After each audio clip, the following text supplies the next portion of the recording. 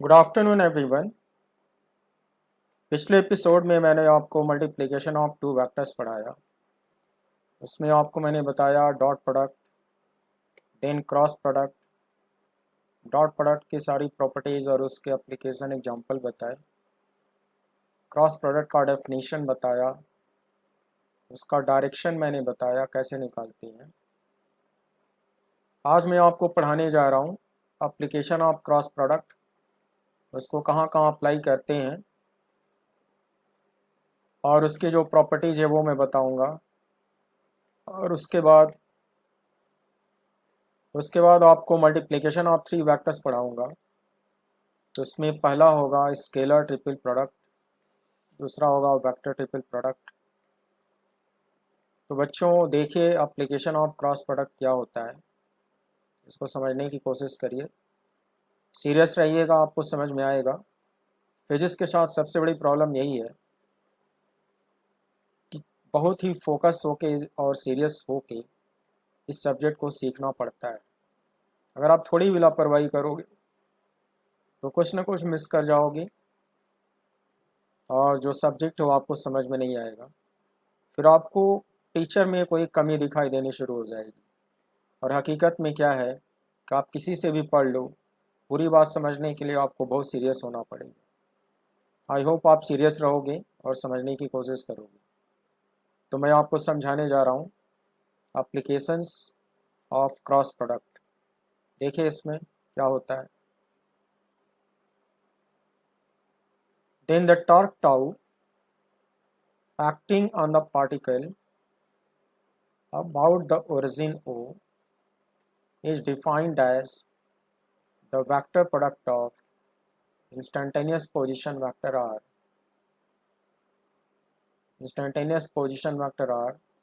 of the point of application of the instantaneous force and the force vector F, that is tau vector, I mean torque acting on a particle, is defined as moment of force R cross F। बच्चों R cross F को हम लोग पढ़ते हैं moment of force. अभी मैं इसको diagram से समझाऊंगा।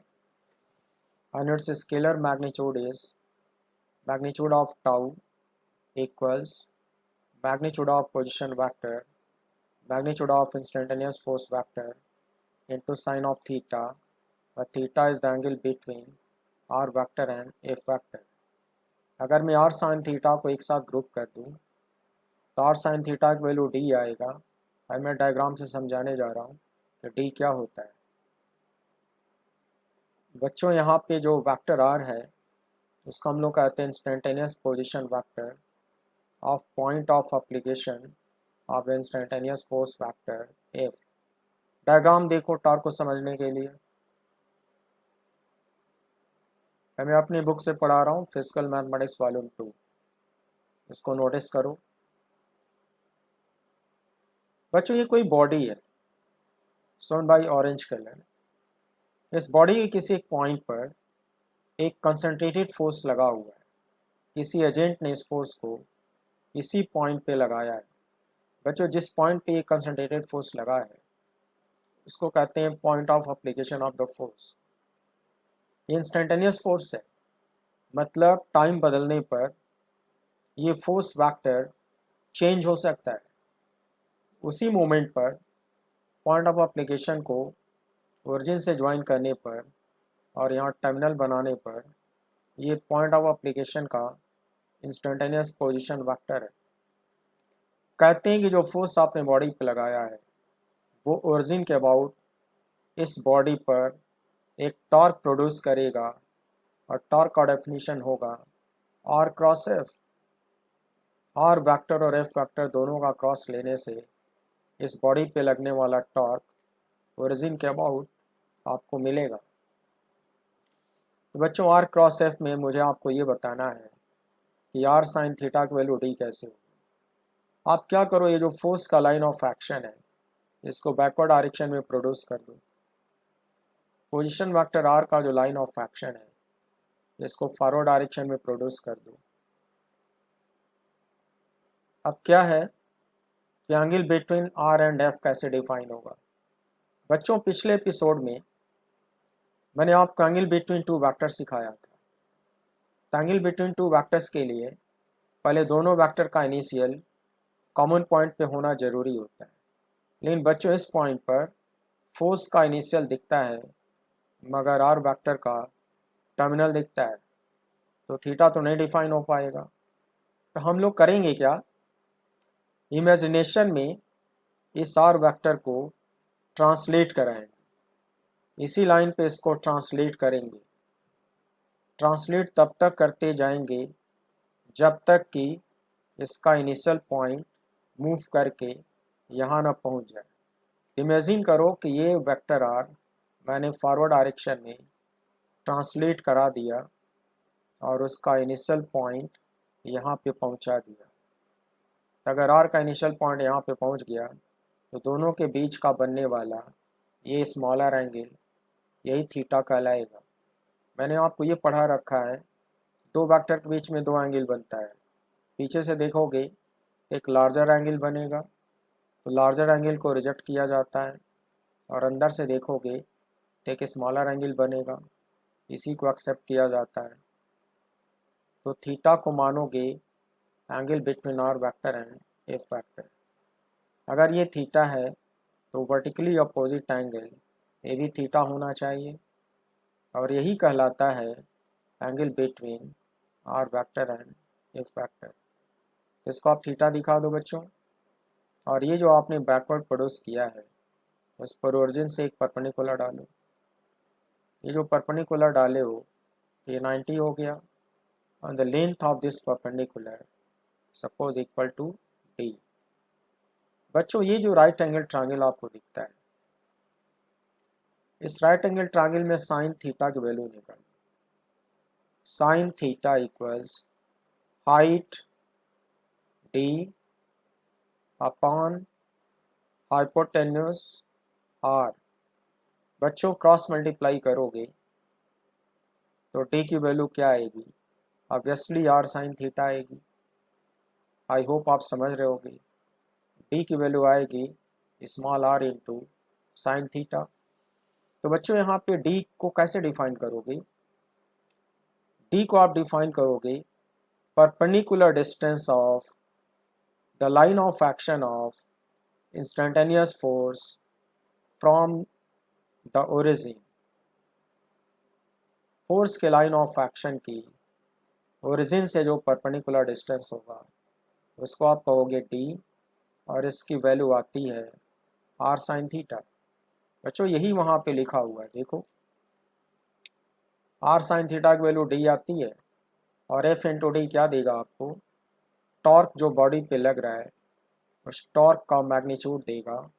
तो हम लोग जो न्यूमेरिकल अटेम्प्ट करेंगे उसमें एफ इंटू डी फार्मूला इस्तेमाल करेंगे, लेकिन वेक्टर में अगर डिफाइन करने को बोलेगा तो आर क्रॉस एफ के तौर पे डिफाइन करोगे, इसको पढ़ोगे moment of force. And mind it, आप इसको उल्टा नहीं लिख सकते, एफ क्रॉस आर नहीं लिख सकते, उससे इसका गलत डायरेक्शन आता है। तो टॉर्क को जो डिफाइन करा गया है वो हमेशा आर क्रॉस एफ के तौर पे ही डिफाइन किया गया है। इसको कभी भी उल्टा मत लिखना, नहीं तो इसका डायरेक्शन गलत आएगा। और मैग्नीट्यूड जब निकालना होगा R F sine theta finally F into D, तो मैग्नीट्यूड को शॉर्ट में कैसे बोलोगे, magnitude of instantaneous force into perpendicular distance of the line of action of the force from the origin. F into D will give you magnitude of torque acting on your body. तो बच्चों मैंने cross product का एक application आपको सिखाया। Second application, instantaneous angular momentum vector L of the particle about the origin O is defined as the vector product of R vector and P vector, that is L vector equals R cross P, where P vector is instantaneous linear momentum of the particle. Its scalar magnitude is L equals R into magnitude of R into magnitude of P into sin of theta, where theta is angle between two vectors। अभी मैं समझाने जा रहा हूँ बच्चों। r sin theta को group कर लो। पिछली बार की तरह इस बार भी r sin थीटा की वैल्यू d के बराबर आएगी। तो स्केलर मैग्नीट्यूड एंगुलर मोमेंटम का हुआ करेगा p into D, where theta is angle between r vector and p vector। Here r vector is instantaneous position vector of the particle। देखो diagram देखो, समझाता हूँ बच्चों। इस डायग्राम में Cartesian coordinate system X Y Z इस्तेमाल करा गया है। एक छोटा सा पार्टिकल है p और ये उसकी वेलोसिटी का डायरेक्शन है। वेलोसिटी के डायरेक्शन में लीनियर मोमेंटम भी होता है। लीनियर मोमेंटम p वेक्टर को लिखते हो mass into velocity vector. Linear momentum का भी यही डायरेक्शन होगा। इस पार्टिकल का ओरिजिन के रिस्पेक्ट में इंस्टेंटेनियस पोजीशन वेक्टर r हो गया। जब पूछेगा आपसे कि what is angular momentum of the particle about origin, तो आप डिफाइन करोगे it should be equal to moment of linear momentum written as r cross p। बच्चों r क्रॉस p को पढ़ते हैं मोमेंट ऑफ लीनियर मोमेंटम। बच्चों आपके लिए नई चीज़ हो सकती है, ये सब आपको सीखना पड़ेगा। पहली बार पढ़ोगे तो अटपटा लगेगा, धीरे धीरे आपको आदत पड़ जाएगी। तो आप इसको ऐसे ही सीखो, बाद में आदत पड़ जाएगी। अब ये सोच के मत परेशान होना कि आखिर हमको ये पढ़ाया क्यों जा रहा है। फिजिक्स ऐसा सब्जेक्ट है जिसमें बहुत सारी चीज़ें आपको धीरे धीरे थोड़ा लेट समझ में आएगा। हड़बड़ी में मत रहना और फ्रस्ट्रेट मत होना। r क्रॉस p को कहते हैं एंगुलर मोमेंटम। मैग्नीट्यूड हुआ p इंटू डी। मैं फिर से समझाता हूँ कैसे। वेक्टर r को पिछली बार की तरह फॉरवर्ड डायरेक्शन में ट्रांसलेट करा दो। तब तक ट्रांसलेट कराओ जब तक इनिशियल यहाँ ना पहुँच जाए। अब r का इनिशियल यहाँ पे आ गया और टर्मिनल यहाँ कहीं स्पेस में होगा और p का इनिशियल पहले से वहीं पे दिखता है। तो इन दोनों के बीच ये जो स्मॉलर एंगल होगा उसी थीटा को आप कहोगे angle between r vector and p vector. यही सिखाया हूँ आपको। जो छोटा वाला एंगल होता है उसी को डिफाइन करते हैं। ये वर्टिकली अपोजिट एंगल हुआ, ये भी थीटा होएगा। p वेक्टर को बैकवर्ड प्रोड्यूस किया, r वेक्टर को फॉरवर्ड प्रोड्यूस किया, ओरिजिन से परपेंडिकुलर डाला, ये 90 होएगा। इस ट्रायंगल में साइन थीटा ले लो, तो sign theta equals height d upon hypotenuse r। बच्चों क्रॉस मल्टीप्लाई करो तो d की वैल्यू क्या आएगी, फिर से आएगी r साइन थीटा, आएगी ना। तो डायग्राम तो जैसे पहले बनाए थे उसी तरह से बना हुआ है। d की वैल्यू फिर से आएगी r sine theta. Angular momentum का मैग्नीट्यूड कैसे लिखोगे, R P sine theta that is p into r sine theta that is p into D. Angular momentum का मैग्नीट्यूड बच्चों हुआ p इंटू डी। इसको ऐसे पढ़ोगे magnitude of linear momentum p vector into perpendicular distance of the line of action of linear momentum from the origin। p vector के line of action की origin से जो परपेंडिकुलर डिस्टेंस हुआ करेगी उसको d लिखते हो, और जब p इंटू डी को मल्टीप्लाई करते हो तो एंगुलर मोमेंटम का ओरिजिन के अबाउट मैग्नीट्यूड आपको मिला करेगा। इस फार्मूले को लर्न कर लेना, इसको हम लोग न्यूमेरिकल्स में अप्लाई करेंगे। बच्चों आपको मैंने क्रॉस प्रोडक्ट का दूसरा एप्लीकेशन सिखाया, और भी देखो। Instantaneous linear velocity v vector of a particle is equal to the vector product of its angular velocity omega and its position vector r with reference to some origin, that is v equals omega cross r। बच्चों इस फार्मूले का derivation मैंने kinematics volume 2 में दिया है। जो बच्चे इसको पहली बार पढ़ रहे हैं वो काइनेमेटिक्स के जो मेरी लेक्चर सीरीज़ है या मीन जो वीडियो लेक्चर्स हैं वहाँ पे जाकर देखेंगे तो उनको इसका डेरिवेशन मिलेगा।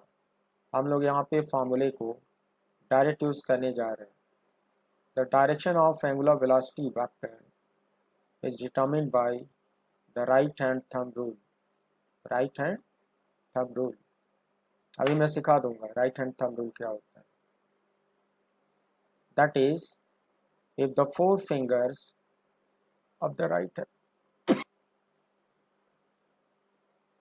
पहले इस फार्मूले को समझो। ये कोई पार्टिकल है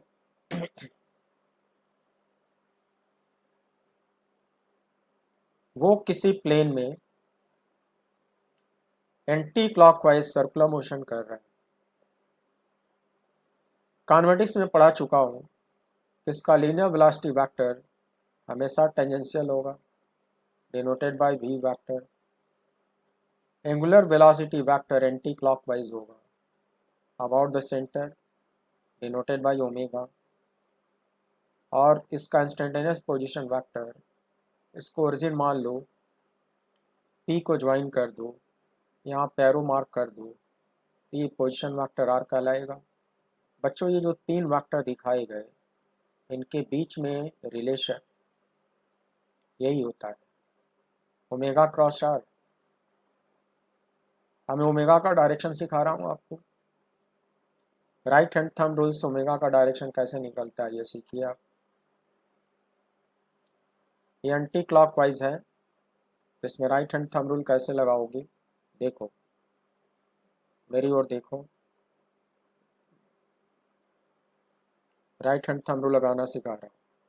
सपोज ये प्लेन है, मेरी जो पाम है वो प्लेन है, इसमें पार्टिकल एंटी क्लॉकवाइज ऐसे ऐसे घूम रहा है तो बच्चों ओमेगा वेक्टर एंटी क्लॉकवाइज होगा। अब ये जो राइट हैंड है, राइट हैंड की जो फोर फिंगर्स है, चार उंगलियां, उसको इस प्रकार से इस प्लेन पे रखो कि चारों उंगलियां एंटी क्लॉकवाइज दिखाई दे। चारों उंगलियां एंटी क्लॉकवाइज घूमी हुई दिखाई दें। बच्चों जो थंब का डायरेक्शन होगा वो ओमेगा वेक्टर का डायरेक्शन होगा। तो आप देख पा रहे हो कि जो थंब है वो हमारी इस प्लेन पर परपेंडिकुलर है, यानी कि जिस प्लेन में पार्टिकल घूम रहा था उस प्लेन पर नॉर्मली आउटवर्ड से थंब का डायरेक्शन। तो ओमेगा वेक्टर इस वाले प्लेन पर किधर होगा बच्चों, थंब के डायरेक्शन में, नॉर्मली आउटवर्ड्स। ओमेगा होगा नॉर्मली आउटवर्ड्स। ये होता है राइट हैंड थंब रूल। यानी कि अगर ओमेगा एंटी क्लॉकवाइज है तो इन चारों उंगलियों को, राइट हैंड की चारों उंगलियों को इस प्रकार से रखो कि वो एंटी क्लॉकवाइज घूमी हुई नज़र आए। तो जो थंब का डायरेक्शन होता है वही ओमेगा बताएगा, और थंब का direction normally outwards to the plane in which circle is form. जिस प्लेन में सर्कल बना होता है उस प्लेन पर नॉर्मली आउटवर्ड होगा ओमेगा का डायरेक्शन।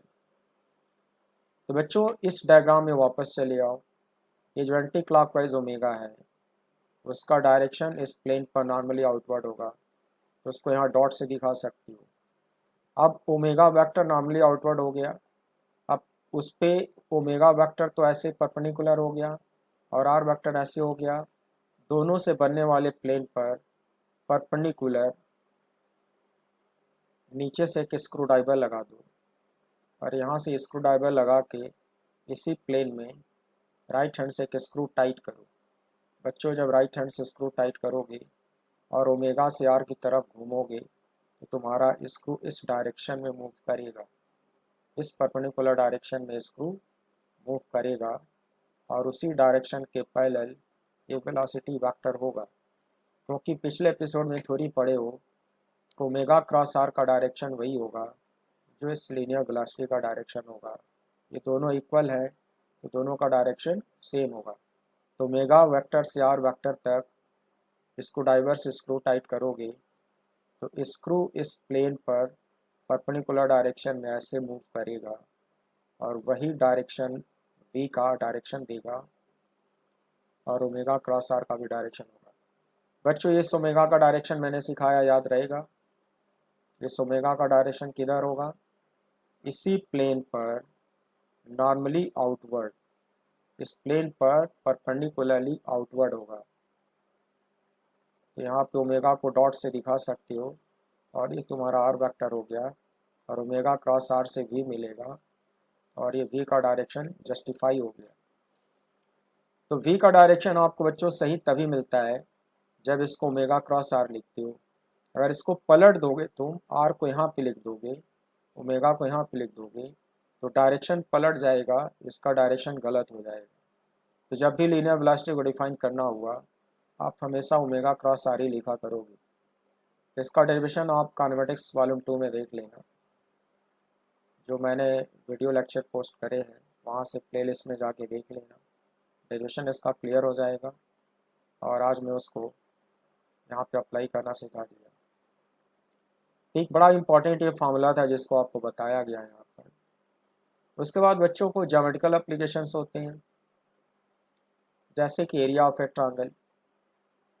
ये एक ट्रायंगल है, इसका एरिया कोई भी प्लेन एरिया वेक्टर होता है। जब आप 9th-10th में होते हो तो इतना नॉलेज आपके पास नहीं होता। जब वेक्टर पढ़ लेते हो तो बहुत कुछ नई नई चीज़ें आपको सिखाई जाती है। प्लेनर एरिया वेक्टर होता है, तो एरिया वेक्टर जो ट्रायंगल का होगा होता है 1/2 A cross B, where A vector and B vector are two adjacent sides of a given triangle। A और B किसी ट्रायंगल के दो adjacent sides हैं, इनका क्रॉस ले लो, 2 से डिवाइड कर दो, तो इस पूरे ट्रायंगल का एरिया वेक्टर आएगा। मैग्नीट्यूड जरा समझो, क्योंकि ज्योमेट्री में तो मैग्नीट्यूड ही सीखे हो। मॉड का सिंबल लगा दो, यहाँ भी मॉड का सिंबल लगा दो। तो mod of A cross B बच्चों कैसे लिखते हो? ए बी साइन थीटा लिखते हो। थीटा क्या होगा? Angle between A vector and B vector. देखो ए और बी का इनिशियल कॉमन पॉइंट पे रखा है, ये जो छोटा एंगल है इसी को हम लोग कहेंगे angle between A and B. पीछे से जो बड़ा एंगल है इसको रिजेक्ट किया जाता है, जो छोटा एंगल है इसको एक्सेप्ट किया जाता है। तो ये ए क्रॉस बी का मैग्नीट्यूड हो गया। अब मैं आपको समझाने जा रहा हूँ कि अगर वर्टेक्स एक परपेंडिकुलर डाला जाए, ये ट्रायंगल की हाइट हो गई। इस वाले ट्रायंगल में साइन थीटा अगर लिया जाए तो साइन थीटा कितना आता है बच्चों? h divided by mod b। Cross multiply करने से h की वैल्यू कितनी आती है? b sine theta. बच्चों b साइन थीटा का मतलब इस गिवन ट्रायंगल में हाइट होगा, तो b साइन थीटा की जगह पे h लिख सकते हो। अल्टीमेटली जो एरिया का फॉर्मूला मिला यह आपको ज्योमेट्री में पढ़ाया गया है, 1/2 base that is mod A into height that is h। बच्चों ज्योमेट्री में पढ़ते हो और उसी फॉर्मूले को वेक्टर में रिप्रेजेंट करोगे तो कुछ इस प्रकार से लिख पाओगे। वेक्टर में लिखोगे तो 1/2 ए क्रॉस बी लिखोगे, ज्योमेट्री में लिखते हो तो इतना लिखते हो। तो मैंने आपको इस फार्मूले का ज्योमेट्री के फार्मूले से मैचिंग करा दिया, तो आपको ट्रस्ट हो गया होगा कि ये फार्मूला वेक्टर में सही है। इसी तरह से बच्चों area of a parallelogram, parallelogram पहचानते हो तुम, अपोजिट साइड्स पैरेलल होती हैं, इसके पैरेलल ये होगा और इसके पैरेलल ये होगा, तो ये आमने सामने पैरेलल भी होते हैं और इन दोनों का लेंथ बराबर होता है, इन दोनों का लेंथ बराबर होता है। इस डायगोनल को मिला दो। तुम अच्छे से समझते हो कि इस डायगोनल को ज्वाइन करने से एक जैसे दो ट्रायंगल बनते हैं। ये राइट साइड का ट्रायंगल और ये लेफ्ट साइड का ट्रायंगल, ये दोनों कॉन्ग्रुएंट होते हैं, इतना आपको ज्योमेट्री में आता है। मान लो कि पैरेललोग्राम की two adjacent sides vector A and vector B से डिनोट हो रही है। मान लो इस ट्रायंगल का एरिया निकालना सीख चुके हो। इस पैरेललोग्राम में एक जैसे दो ट्रायंगल बने हैं, तो पूरे पैरेललोग्राम का एरिया अगर निकालना हुआ तो पिछले फार्मूले का डबल करना होगा। पिछले फार्मूले में 1/2 था, उसका डबल करोगे तो एरिया ऑफ पैरेललोग्राम आपको मिलेगा। तो डबल कर दिया, यहाँ से 2 कटा दिया। अब जब बच्चों मैग्नीट्यूड निकालोगे तो इसको लिख सकते हो 2 × 1/2 और A क्रॉस B से क्या आता है N/H, यानी कि ये सिंगल ट्रायंगल का एरिया होगा और इंटू 2 करने से ये दोनों ट्रायंगल का कंबाइंड एरिया होगा। तो दोनों ट्रायंगल का कंबाइंड एरिया बच्चों इस पूरे पैरेललोग्राम का एरिया देगा। इस फार्मूले से आप एग्रीड हो कि वेक्टर में ऐसे लिखा जा सकता है। सिमिलरली बच्चों एक फार्मूला इसमें और डिराइव हो सकता है। किसी पैरेललोग्राम की अगर डायगोनल्स गिवन है, first diagonal given by C vector, second diagonal given by D vector, इस पूरे का जो एरिया होता है वो वेक्टर फॉर्म में 1/2 × C क्रॉस D होता है। बच्चों इसका डेरिवेशन मैथ्स टीचर आपको वेक्टर अलजेब्रा में पढ़ाएंगे। फिजिक्स में हम लोगों की कुछ लिमिटेशन है कि कुछ काम भर का ही मैथ सिखाते हैं, तो मैथ पढ़ने का वेट करो, बाकी जो बायो के बच्चे हैं इसको लर्न कर लें। मैथ वाले टीचर वेक्टर अलजेब्रा पढ़ाएंगे एज ए सब्जेक्ट, तो वहाँ पे इससे डेरिवेशन सिखाएंगे वो। तो जब डायगोनल्स गिवन होंगे तो पैरेललोग्राम का एरिया 1/2 के साथ लिखोगे। मैग्नीट्यूड चाहिए होगा तो ऐसे लिखोगे। So this will give you what area of parallelogram can be easily deduced. बच्चों ज्योमेट्रिकल एप्लीकेशन में एक होता है वॉल्यूम ऑफ अ पैरेललोपाइप। पैरेललोपाइप एक 3 डायमेंशनल सॉलिड बॉडी होती है। 3 डायमेंशनल सॉलिड बॉडी होती है जिसका क्रॉस सेक्शन यूनिफॉर्म होता है, और कहीं भी काटोगे क्रॉस सेक्शन निकालोगे तो क्रॉस सेक्शन एक पैरेललोग्राम होना चाहिए। From bottom to the top, bottom to the top cross section uniform होगा, और कहीं भी इसको काटने पर सेम पैरेललोग्राम मिलना चाहिए।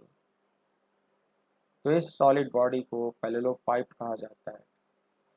बच्चों इसके वॉल्यूम का फार्मूला होता है A.B क्रॉस C। इसको कहते हैं scalar triple product. Scalar triple product अभी मैं आगे पढ़ाने वाला हूँ, अब इसकी वैल्यू निकालना सिखा दे रहा हूँ, इसकी डिटेलिंग थोड़ी देर बाद मिलेगी आपको। स्केलर ट्रिपल प्रोडक्ट बोलते हैं A.B क्रॉस C।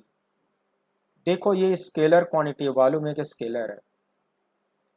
तुम्हें पता है कि B क्रॉस C से वेक्टर मिलता है, इसको एक D वेक्टर मान लो, थोड़ी देर के लिए मान लो कि ये D वेक्टर है।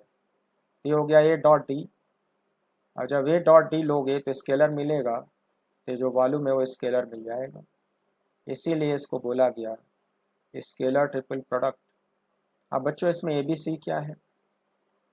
पैरेललोपाइप के किसी एक कॉर्नर से 3 वेक्टर बना दो। ये जो 3 एजेस हैं adjacent edges, this one is vector A, this one is vector B और this one is vector C। तो किसी भी कॉर्नर पर इसके जो 3 एडजेसेंट एजेस हैं उनको 3 वेक्टर से डिनोट करा जाए, ABC से डिनोट करा जाए, और इनका स्केलर ट्रिपल प्रोडक्ट ले लिया जाए, तो इसका पूरा वॉल्यूम आपको मिल जाता है। बच्चों इसका भी डेरिवेशन आपको वेक्टर अलजेब्रा में मैथ टीचर ही सिखाएंगे, मैं यहाँ पे केवल फार्मूला आपको सिखा रहा हूँ। अब इसकी वैल्यू कैसे निकाली जाती है उसके लिए डिटर्मिनेंट यूज़ किया जाता है। डिटर्मिनेंट यहाँ पर यूज किया जाएगा। डिटर्मिनेंट, तो आप डिटर्मिनेंट यूज़ कैसे करोगे? फर्स्ट रो में वेक्टर ए के 3 कंपोनेंट लिखा जाता है, X, A Y, A Z. Second row में बी वेक्टर के 3 कंपोनेंट्स लिखे जाते हैं, B X, B Y, B Z.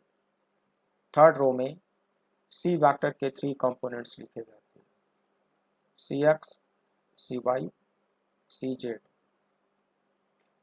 बच्चों फर्स्ट कॉलम के ऊपर प्लस लिखते हैं, सेकेंड कॉलम के ऊपर माइनस लिखते हैं और थर्ड कॉलम के ऊपर प्लस लिखते हैं।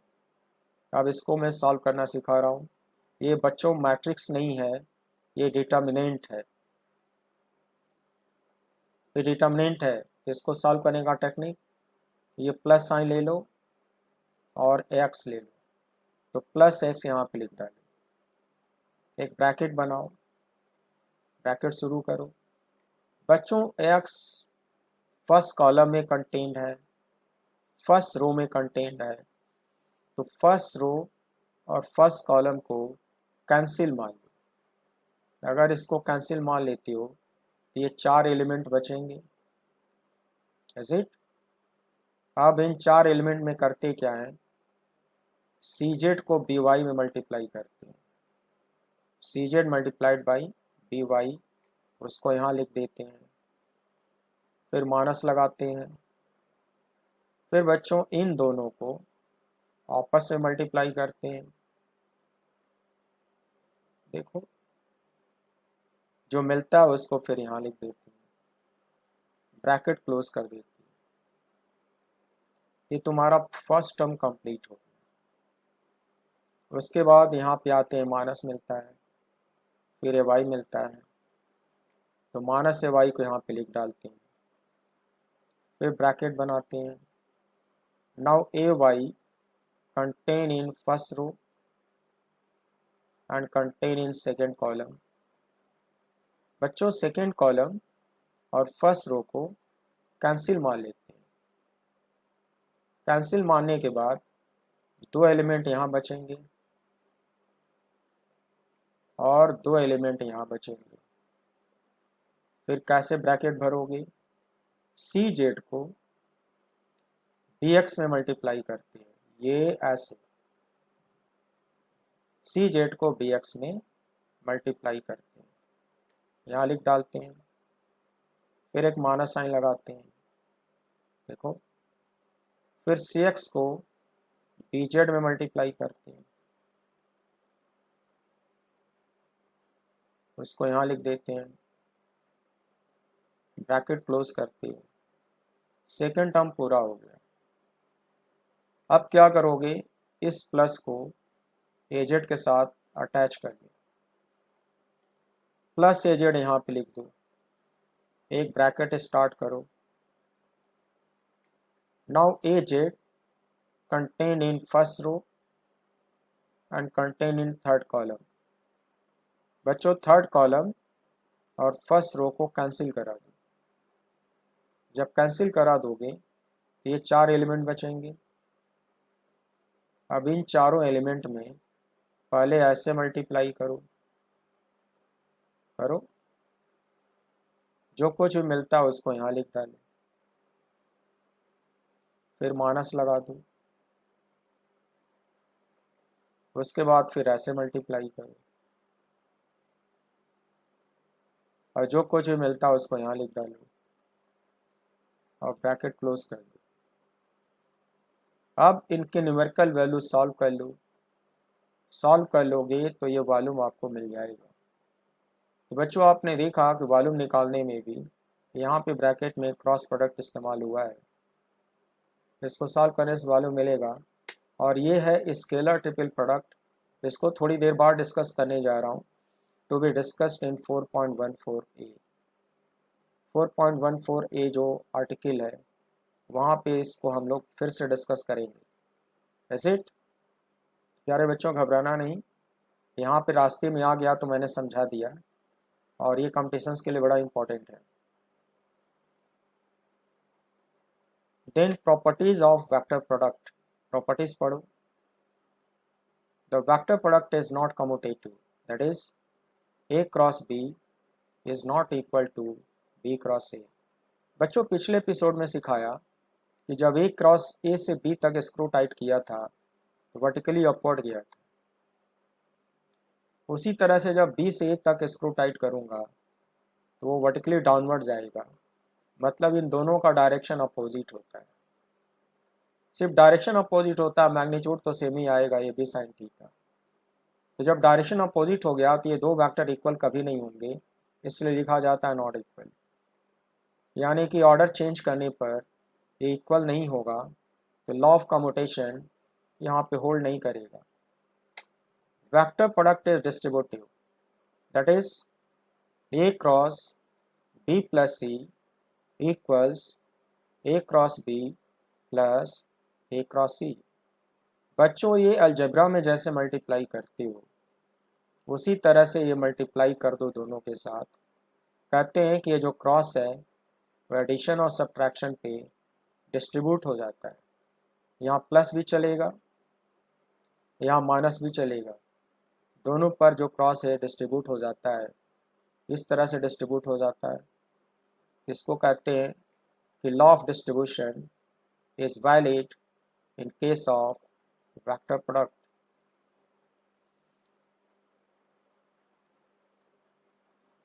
थर्ड प्रॉपर्टी,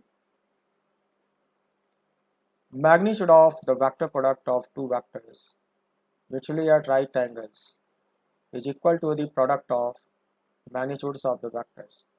बच्चों ए क्रॉस बी को पिछले एपिसोड में आपने इस तरह से डिफाइन किया था, इसको थीटा भी कहते हैं। अगर ये दोनों परपेंडिकुलर हैं तो थीटा 90 होगा, यहाँ 90 पुट करोगे तो पता है साइन 91 होगा, तो मिलेगा A B into N cap. जब मॉड ले लोगे तो ए भी बचेगा, क्योंकि एन कैप का मॉड 1 होगा। आप पिछले एपिसोड में पढ़े हो कि ये यूनिट वेक्टर होता है, तो इसका मॉड 1 होगा तो खाली ए भी बचेगा। तो यही स्टेटमेंट ऊपर लिखा हुआ है कि अगर ये दोनों परपेंडिकुलर होंगे तो उनका जो मॉडुलस होगा उनके इंडिविजुअल मॉड्स के प्रोडक्ट के बराबर होगा। बच्चों यही लिखा है। Fourth property, vector product of two parallel vectors is a null vector और जीरो वेक्टर। बच्चों या तो ये पैरेलल हैं या तो एंटी पैरेलल है। अगर ये पैरेलल है तो थीटा 0 आएगा, और अगर ये अपोजिट है एंटी पैरेलल तो थीटा 180 आएगा। इस फार्मूले से ओपन करो, अगर थीटा 0 है तो यहाँ 0 लिखो, जो पता है साइन 0 0 होगा, ये पूरा का पूरा 0 वेक्टर हो गया। और अगर एंटी पैरेलल है तो थीटा 180 आएगा। तुम्हें भी पता है कि साइन 180 0 होता है, ये पूरा 0 वेक्टर हो गया, ये हो गया 0 वेक्टर।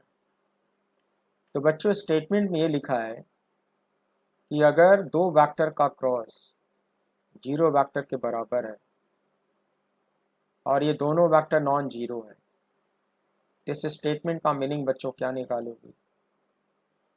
इसका मीनिंग तुम ये निकालोगे कि या तो ये दोनों आपस में पैरेलल हैं या तो ये दोनों एक दूसरे के अपोजिट हैं, I mean anti parallel.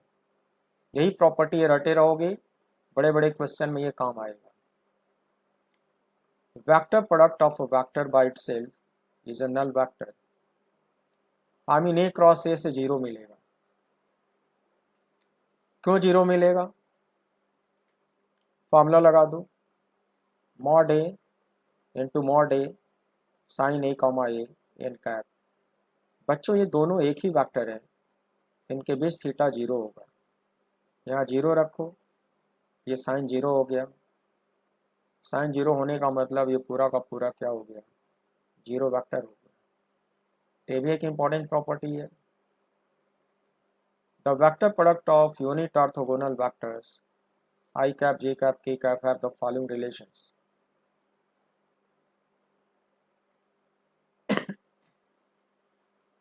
I cross J is equal to K cap।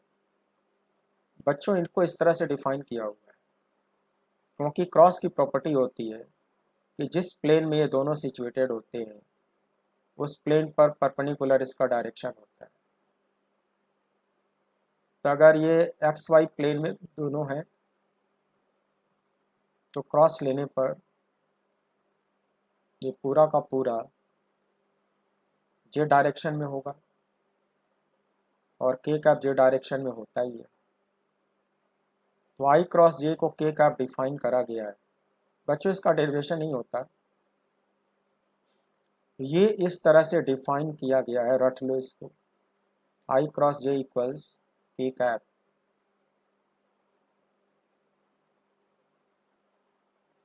अगर आप जे क्रॉस आई लिखते हो तो सिखा दिया हूं कि जे क्रॉस आई और आई क्रॉस जे सिर्फ डायरेक्शन अपोजिट हो जाता है।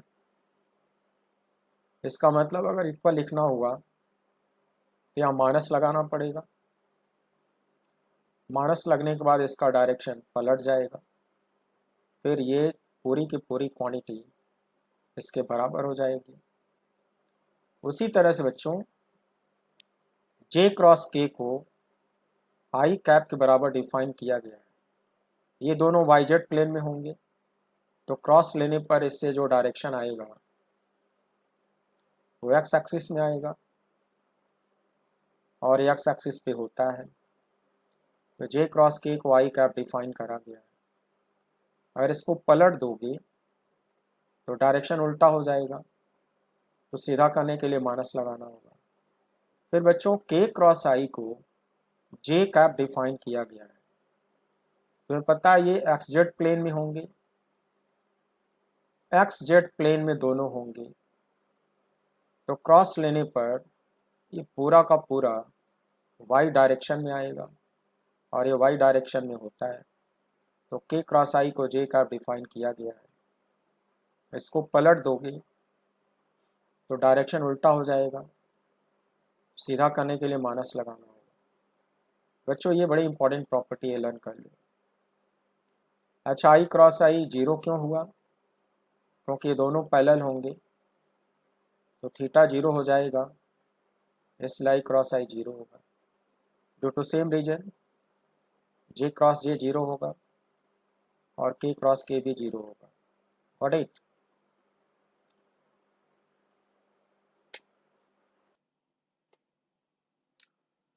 The vector product of two vectors in terms of their xyz components can be expressed as a determinant. इसका ये मीनिंग हुआ कि suppose in terms of three rectangular components, vector A is given and vector B is given. Component form में v vector और a vector given है और आपको निकालना है vector product, I mean cross product. तो इसको आप ऐसे निकालोगे जो डायरेक्ट मेथड है, a cross b, vector a को ब्रैकेट में लिख डालो, क्रॉस के बाद b को ब्रैकेट में लिख डालो और अलजेब्रा की तरह इस क्रॉस को इस पर डिस्ट्रीब्यूट करा दो। फिर आई क्रॉस आई, आई क्रॉस जे, आई क्रॉस के, इसकी वैल्यू जो थोड़ी देर पहले पढ़ाई गई है, जैसे कि आई क्रॉस आई जहाँ दिखे वहाँ पे जीरो रख दो और जहाँ पे आई क्रॉस के दिखे वहाँ पे माइनस जे रख दो। ऊपर आपको बताया गया है किस तरह से इनके बारी बारी से सारी चीज़ें डिटेल में सब्स्टिट्यूट करके इसकी वैल्यू निकाल लो, लेकिन वो थोड़ा लेंदी होगा। उसका शॉर्ट मेथड होता है डिटर्मिनेंट मेथड। तो डिटर्मिनेंट मेथड से क्रॉस बी कैसे निकलता है सीखिए। Using 3/3 determinant, A cross B की वैल्यू आप सीखो डिटर्मिनेंट मेथड से। फर्स्ट रो में लिखते हैं I cap J cap K cap, second row में लिखते हैं three components of vector A, that is A X, A Y, A Z. Third row में लिखते हैं वेक्टर बी के three components, B X, B Y, B Z. फिर यहाँ लिखो plus minus plus. So beginning with plus I cap, जैसे पहले सिखा चुका हूँ मेथड वही है, beginning with plus I cap. So plus I cap से स्टार्ट करो, एक ब्रैकेट फॉर्म करो। So I cap is contain in first column and contain in first row. First row first column को कैंसिल करा दो, ये पूरा कैंसिल हो गया। इसको कैंसिल कराने के बाद ये 4 एलिमेंट बचेंगे, ये 4 एलिमेंट बचेंगे। तो पहले इस डायरेक्शन में मल्टीप्लाई करते हो, ए वाई बिजेड, उसके यहाँ पे पुट करते हो, फिर माइनस लगाते हो, फिर ऐसे मल्टीप्लाई करते हो, ए जेड बी वाई यहाँ लिखते हो, ब्रैकेट क्लोज कर दो। फिर नेक्स्ट टर्म स्टार्ट होगा विथ माइनस जे कैप, यहाँ पे माइनस जे कैप लिख डालो, ब्रैकेट स्टार्ट करो। J cap is contain in second column and first row, so first row is cancelled, second column cancelled, and after cancellation we have 4 elements remaining, 2 ये बचेंगे और 2 ये बचेंगे। बचे हुए एलिमेंट्स को कैसे एडजस्ट करोगे, पहले इस तरह से डायगोनली मल्टीप्लाई करो to get you what, x into B Z, bracket में लिख डालो x इंटू बी जेड, फिर ऐसे मल्टीप्लाई करो ए जेड इंटू बी एक्स, ए जेड इंटू बी एक्स यहाँ पे लिख डालो, bracket close. Then third term begins with plus k cap, plus k cap लिख डालो, ब्रैकेट शुरू करो। k cap is contained in first row and third column, so third column and first row they are cancelled, इसको cancel करा दो। Then we have 4 elements remaining, ये 4 बचेंगे, ये 4 बचेंगे तो पहले ऐसे मल्टीप्लाई करो, x इंटू बी वाई लिख डालो, फिर माइनस लगा दो, फिर ऐसे मल्टीप्लाई करो, ए वाई इंटू बी एक्स लिख डालो, ब्रैकेट क्लोज कर दो। प्यारे बच्चों, इसमें सारी क्वांटिटीज न्यूमेरिकल वैल्यूज पुट करने के बाद इसको सिंप्लीफाई कर लोगे तो ए क्रॉस बी की वैल्यू सॉल्व हो जाएगी in terms of I cap, J cap, K cap, ये वेक्टर फॉर्म में आपको ए क्रॉस बी की वैल्यू मिल जाएगी। तो आप प्रैक्टिकली यही इस्तेमाल करोगे और ये जो डिस्ट्रीब्यूशन मेथड होता है बड़ा लेंदी हो जाएगा, अलजेब्रा की तरह डिस्ट्रीब्यूट करा के फिर उसको समराइज करो तो लेंदी हो जाएगा, इस मेथड को यूज किया नहीं जाता। डिटर्मिनेंट मेथड आसानी से यूज कर लो, डिटर्मिनेंट में फीड कर लो और इसको सॉल्व कर लो, ए क्रॉस बी आ जाएगा। सो मल्टीप्लिकेशन ऑफ 2 वेक्टर्स तो कंप्लीट हो गया। अब आपको मैं पढ़ाने जा रहा हूँ बच्चों मल्टीप्लिकेशन ऑफ 3 वेक्टर्स। मैंने आपको बता रखा है कि एक कॉम्पिटिशन्स के लिए इंपॉर्टेंट होता है। So beginning with scalar triple product. Now suppose 3 vectors are given as vector A in terms of 3 components, vector B in terms of 3 components, and vector C in terms of 3 components. Then their scalar triple product is expressed as, थोड़ी देर पहले ही मैंने सिखाया है आपको, एक बार फिर से सिखा दे रहा हूँ।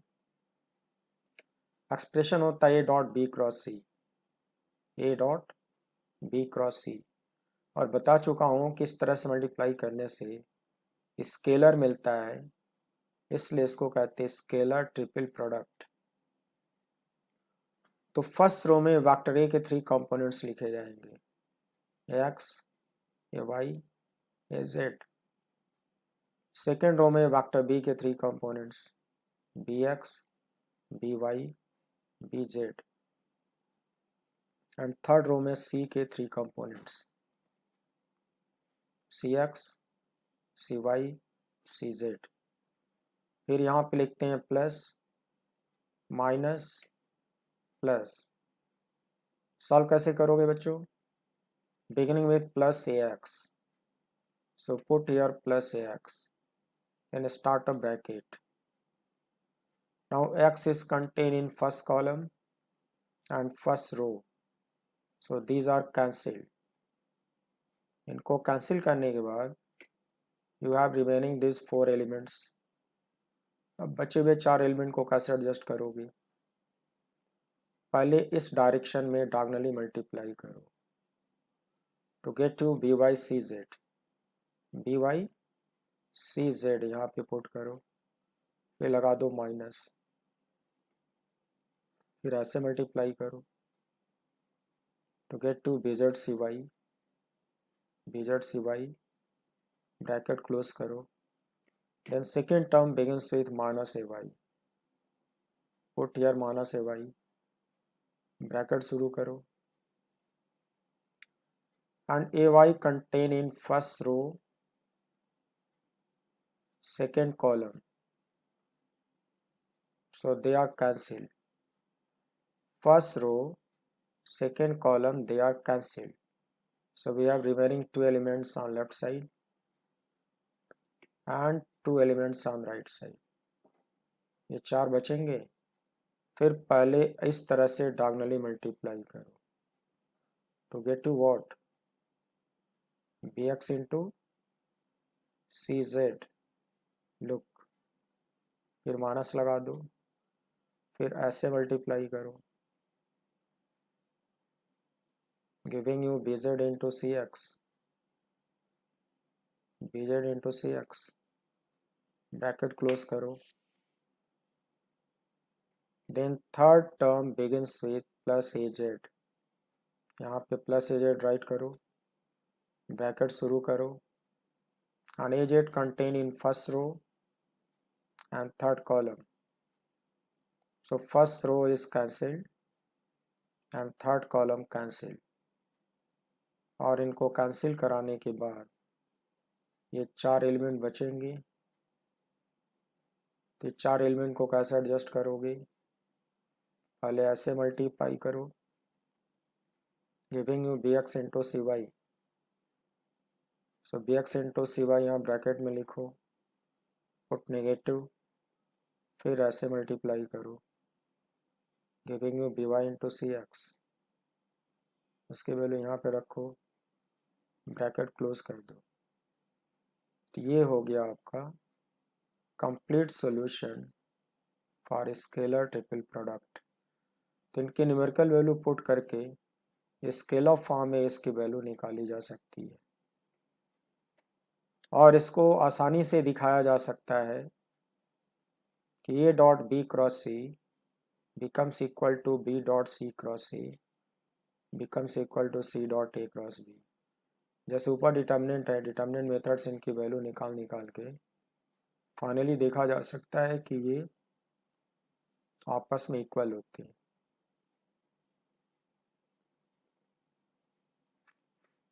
Then B part is vector triple product.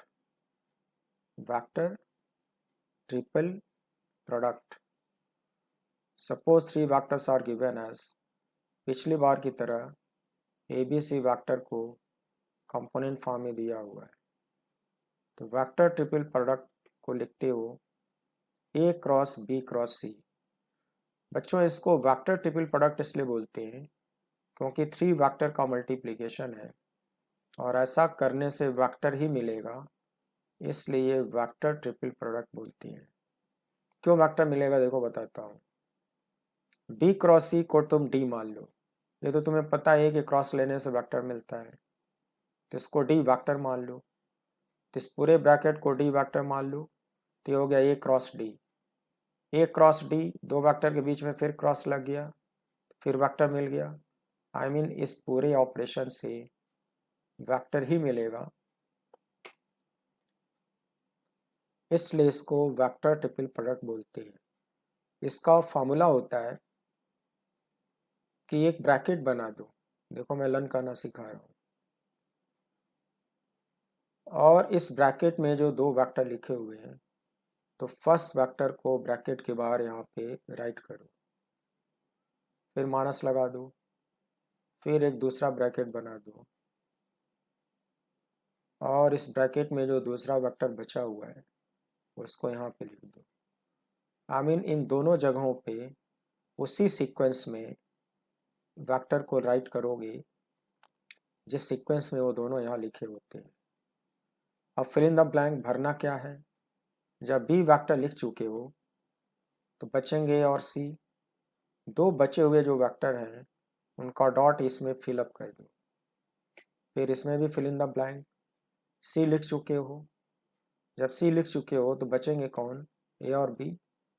तो बचे हुए दो वेक्टर का डॉट यहाँ पे फिलअप कर दो। लर्न करने का टेक्निक है, बाकी डेरिवेशन आपके बाद टीचर सिखाएंगे। फिर इसमें हम लोग इसको डायरेक्ट यूज़ करेंगे। तो वेक्टर ट्रिपल प्रोडक्ट का फॉर्मूला हो गया। अब जब ये कंपोनेंट फॉर्म में दिए रहेंगे तो डॉट निकालना सिखा चुका हूँ, उनका डॉट निकाल के यहाँ पे रख लेना। वेक्टर बी को एज इट इज़ यहाँ पे पुट कर देना। ये डॉट बी फार्मूले से निकाल के यहाँ रख देना। सी को एज इट इज़ यहाँ पुट कर देना। इसको सिंप्लीफाई कर लेना और ये सॉल्व हो जाएगा। तो ये था आपका वेक्टर ट्रिपल प्रोडक्ट। बच्चों इसके बाद ये बड़ा इंपॉर्टेंट टॉपिक है, condition for the resultant of three vectors to be zero. Three vector का रिजल्टेंट अगर जीरो है तो उसके लिए कंडीशन क्या होगी, ये डिराइव करना है। बच्चों आज टाइम ज़्यादा हो रहा है, तो ये जो इम्पोर्टेंट कुछ और भी डेरिवेशंस हैं मेरे पास, वो सब आपको अगले एपिसोड में पढ़ाता हूँ। इसी तरह से होगा condition for the resultant of four vectors to be zero. वो सब कंपटीशन पॉइंट ऑफ व्यू से बहुत इंपॉर्टेंट है। अभी मेरे पास पढ़ाने को इसमें बहुत कुछ बचा हुआ है, तो इस पर अभी नेक्स्ट एपिसोड पे फिर डील करता हूँ। उसके बाद फिर इसमें न्यूमेरिकल्स होंगे, फिर एप्लीकेशन पार्ट होगा, तभी ये चलेगा। अभी इसमें काफ़ी कुछ इंपॉर्टेंट बचा हुआ है, तो अगले एपिसोड में मैं इसको कंप्लीट कराता हूँ।